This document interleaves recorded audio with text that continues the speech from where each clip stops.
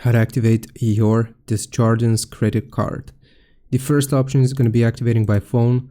You want to call the activation number, which is going to be printed on the sticker on your card. So on your card, you will have a sticker. You want to call that number. Choose your language. Next, you will have to enter your card number and date of birth. The fourth step will be creating or confirming your PIN.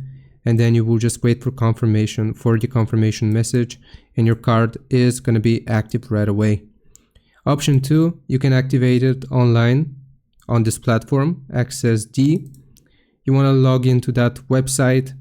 You will then go to cards and credit cards, select activate my card, and you will follow the on-screen instructions.